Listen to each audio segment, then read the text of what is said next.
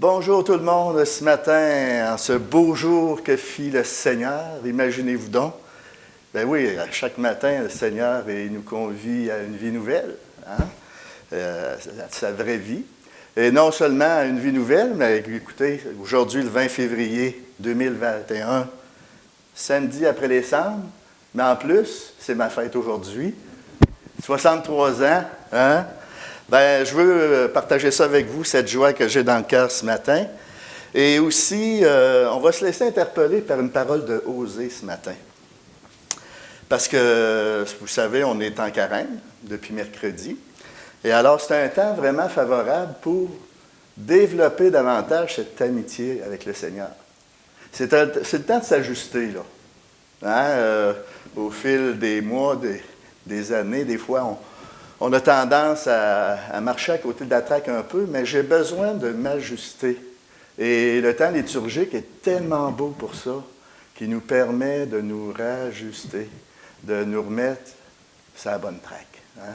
Alors, on va juste, avant d'accueillir la parole, regardez, c'est vrai, on est à Solitude Myriam, excusez-moi. Ben oui, merci à Solitude Myriam qui nous accueille dans leur maison à Amos. Ils sont ici depuis une trentaine d'années. Et c'est une association de fidèles. Et puis, leur vocation, c'est être porteuse, en quelque sorte, d'une grâce particulière pour accompagner les couples dans le sacrement du mariage. Et aussi ceux et celles qui ont pu vivre un échec conjugal, ils sont là pour les accompagner. Et puis, pour vivre, en fin de compte, le sacrement du mariage comme une réelle consécration. Puis ça, c'est pas pris dans les nuages, là. C'est pris dans les textes conciliaires, Gaudium Spes, numéro 48, allez voir.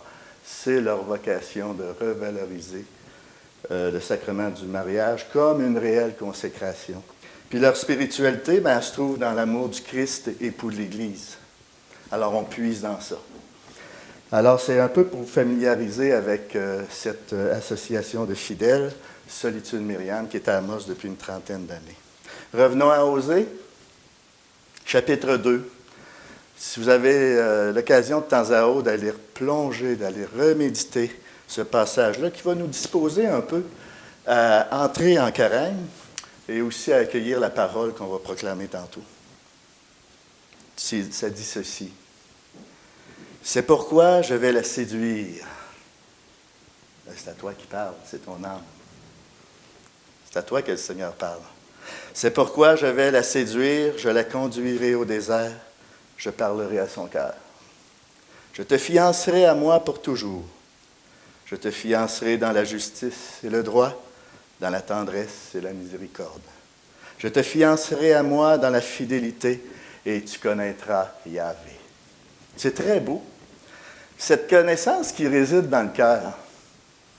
Connaître Dieu dans le domaine biblique, dans le domaine de la parole de Dieu, c'est de vivre cette relation personnelle avec lui. C'est de vivre dans cette intimité du cœur avec lui. C'est ça, connaître Dieu. Ce n'est pas juste des connaissances au niveau de la tête. C'est de vivre et entrer dans ce mystère d'amour sponsal, c'est-à-dire d'amour, cet amour d'époux, d'épouse, qui nous prend, qui nous porte, qui nous relève. Alors, continuons notre liturgie ce matin et laissons-nous séduire par la parole de Dieu. Honneur et gloire à toi, Seigneur, Jésus, source d'amour, toi le chemin de vie, le roi de la paix, Jésus, Jésus, Jésus. Le Seigneur soit avec vous. Évangile de Jésus-Christ selon saint Luc. Jésus remarqua un publicain, un collecteur d'impôts du nom de Lévi. Assis à son bureau de publicain, Jésus lui dit « Suis-moi ». Abandonnant tout, l'homme se leva et se mit à le suivre. Lévi lui offrit un grand festin dans sa maison. Il y avait une grande foule de publicains et d'autres gens attablés avec eux. Les pharisiens, les scribes de leur parti récriminaient en disant à ses disciples, « Pourquoi mangez-vous et buvez-vous avec les publicains et les pécheurs? » Jésus leur répondit, « Ce ne sont pas les gens en bonne santé qui ont besoin du médecin, mais les malades. Je suis venu appeler non pas les justes, mais les pécheurs, pour qu'ils se convertissent. » Acclamons la parole de Dieu. Louange à toi, Seigneur Jésus. Honneur et gloire à toi, Seigneur. Jésus, parole de vie. Toi, lumière de ma vie. La joie dans mon cœur. Jésus, Jésus, Jésus. Hey! Qu'est-ce que le Seigneur veut nous dire ce matin à travers cette belle parole qui est l'appel de Matthieu? Hein? Imaginez-vous Matthieu qui était un juif et puis il était collecteur d'impôts, c'est-à-dire qu'il travaillait pour les Romains, qui était c'est-à-dire cette garde qui oppressait le peuple. Hein? Alors imaginez-vous la situation de Matthieu. J'imagine qu'il devait être haï par sa famille puis ses confrères juifs. Parce que, écoute, il travaillait pour les Romains. Puis en même temps, les Romains, ils devaient les haïr quelque part, mais il était pris comme entre deux feux. Puis il devait chercher ce pauvre homme. Puis j'imagine aussi qu'il a dû voir aller Jésus de temps en temps. Puis lorsqu'il ne pouvait pas s'imaginer que le Seigneur Jésus l'avait remarqué quelque part. Puis lorsque Jésus lui a dit « Suis-moi », ça a dû être pour lui une occasion incroyable de changer sa vie. Qu'il pouvait répondre réellement à ses attentes qui habitaient le fond de son cœur. Et puis, quelque chose qui m'a vraiment épaté dans ça, c'est que il abandonnait tout. Il a tout abandonné pour le suivre tout de suite. C'est pour ça que je vous dis que quelque part, ça devait faire un petit bout de temps qu'elle est comme, bon, en bon français, sneaker, là, tu sais, aller voir en cachette qu'est-ce qu'il faisait Jésus. Puis les miracles qu'il avait commencé à faire, puis qu'il l'avait interpellé.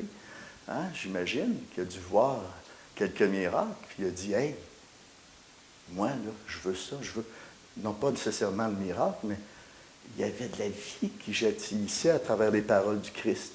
Il y avait une vie incroyable qui sortait de chaque miracle que Jésus faisait. Ça venait interpeller les gens de l'intérieur. Mais qu'est-ce qu'il a fait, Matthieu? Il a tout abandonné. Il a fait une grande réception. Il a invité tous ses amis.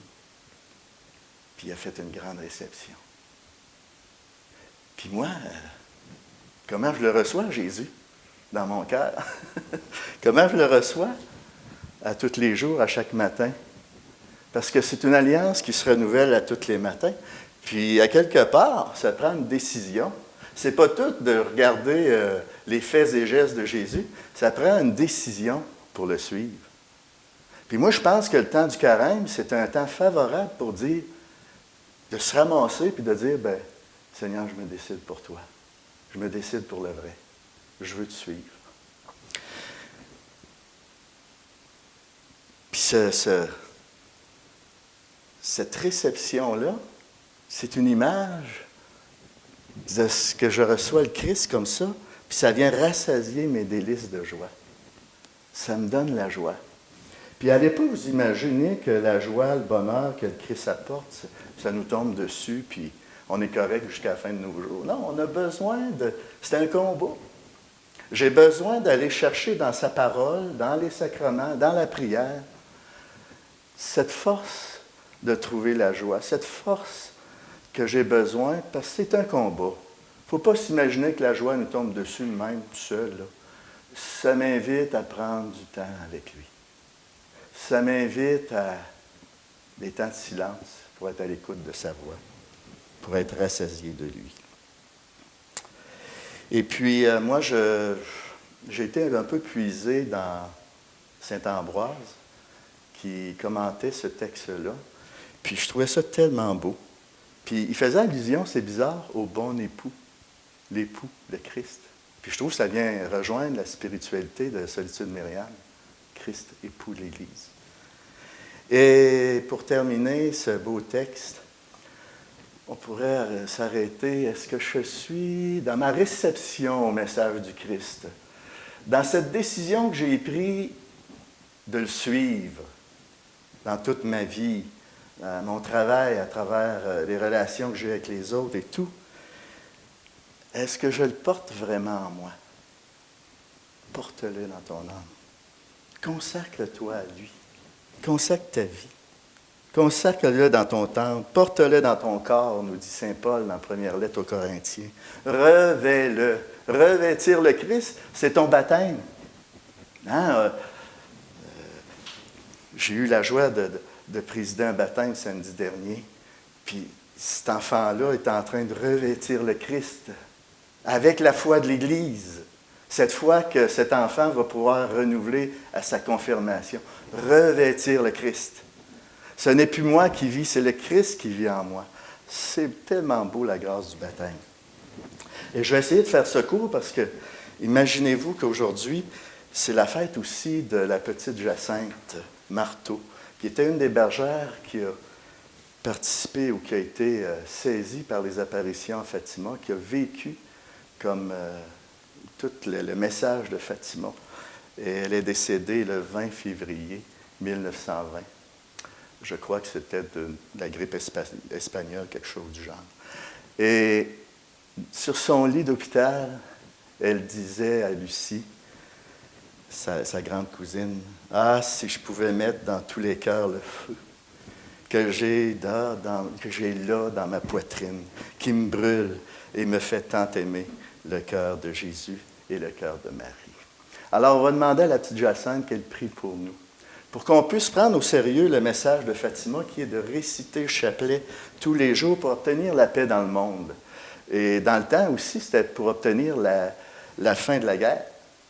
On est dans les années 17-18, 1917-1918. Et puis, on pourrait l'actualiser aujourd'hui. On a-tu besoin de la paix dans le monde présentement avec tout ce qu'on vit depuis un an? Est-ce qu'on peut demander à travers la récitation du chapelet, réciter avec le cœur à tous les jours, la fin de la pandémie? On prend tous des moyens humains et scientifiques pour contrer le virus, mais est-ce qu'on prend l'arme ultime qui pourrait contrer, qui pourrait faire mourir ce virus-là? Le virus du manque de foi, puis le virus de la pandémie. Alors, ça exige des sacrifices. C'est ça qui nous bâtit, le sacrifice. Hein? Le sacrifice, on pense que c'est une privation. C'est faire du sacré. Hein? Si on va dans l'étymologie de sacrifice, sacrum fecere, c'est faire du sacré. Puis à ce moment-là, le Seigneur vient sanctifier ce que j'offre de difficile.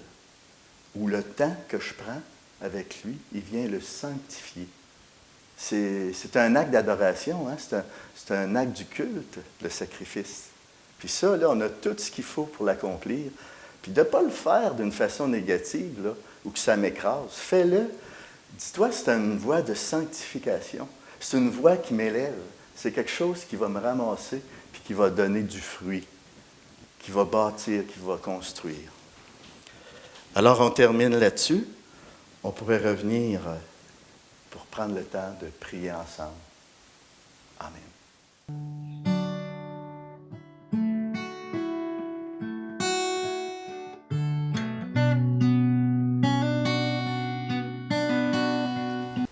Très sainte Trinité, Père, Fils et Esprit Saint, je vous adore profondément et je vous offre les très précieux corps, sang et âme et divinité de Jésus-Christ présents dans tous les tabernacles du monde.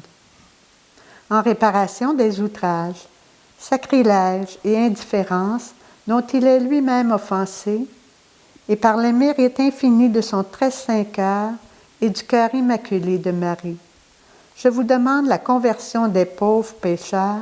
Amen. et que le Seigneur vous bénisse et qu'il vous garde de tout mal et vous conduise dans la vie éternelle. Au nom du Père, du Fils et du Saint-Esprit. Amen. Allez, vivez ce carême-là, non pas avec une face de carême, là, avec la joie dans le cœur que le Seigneur il fait du neuf dans vos vies. À la prochaine.